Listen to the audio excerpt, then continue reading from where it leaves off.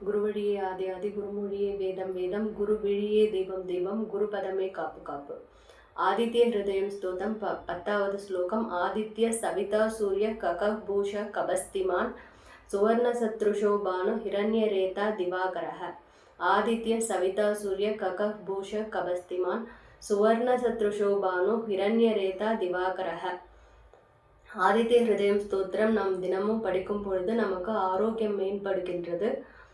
அகத்திய மகரிஷி ராமன் போரில் சோர்வடைந்திருந்த பொழுது, ராவணனை கண்டு சோர்வடைந்திருந்த பொழுது அவருக்கு உற்சாகம் ஆத்மபலம் தரக்கூடிய வகையில் இந்த ஆதித்ய ஹிருதயத்தை அவருக்கு ராமருக்கு அளித்தார்.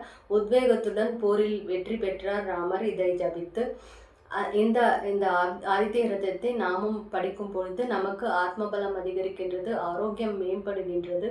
போரில் வெற்றது போல நம்முடைய வாழ்வில் போட்டிகளில் மாணவர்கள் வெற்றி பெறும் தன்மையை அடைகின்றார்கள். நமக்கு விட்டமின் டி சக்தி, சூரியனின் சக்தி ஆதித்ய ஹிருதயம் அல்லவா, அதனால் விட்டமின் டி சக்தி அதிகரிக்கின்றது. தற்போது அதிகம் தேவை. இதை வீட்டினுள்ளேயே இருப்பதனால் பெண்களுக்கும் மாணவர்களுக்கும் இது அதிகம் அனைவருக்குமே இது தேவைப்படுகின்றது. ஆதித்ய ஹிருதயம் ஸ்தோத்திரம் தினமுமே நாம் பாராயணம் செய்வது நல்லது.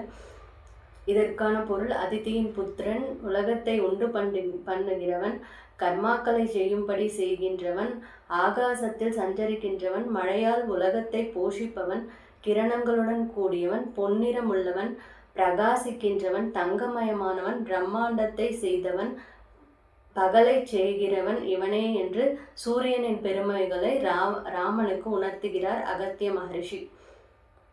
அடுத்த ஸ்லோகம் 11வது ஸ்லோகம். ஹரிதஸ்வ சஹஸ்ராட்சி சப்த சப்திர் மரீச்சிமான் திமிரோன் மதன சம்பு துவஷ்டா மார்த்தாண்ட அம்சுமான். ஹரிதஸ்வ சஹஸ்ராட்சி சப்த சப்திர் மரீச்சிமான் திமிரோன் மதன சம்பு துவஷ்டா மார்த்தாண்ட அம்சுமான். பச்சை குதிரையுள்ளவன், ஆயிரக்கணக்கான கிரணங்களுடன் கூடியவன், சப்த என்ற பெயருடைய குதிரைகளை உடையவன், பிரகாசத்துடன் கூடியவன் சூரிய பகவான், இருட்டை அழிப்பவன் சூரிய பகவான், சுகத்திற்கு காரணமானவன், உலகத்தை சம்ஹரிக்கின்றவன், உலகம் உண்டாவதற்கு முன்பு உண்டானவன் சூரிய பகவான், கிரணங்களுடன் கூடியவன் சூரிய பகவான் என்று சூரியனின் பெருமையை மீண்டும் எடுத்துரைக்கிறார் அகத்திய மகரிஷி. நமஸ்காரம்.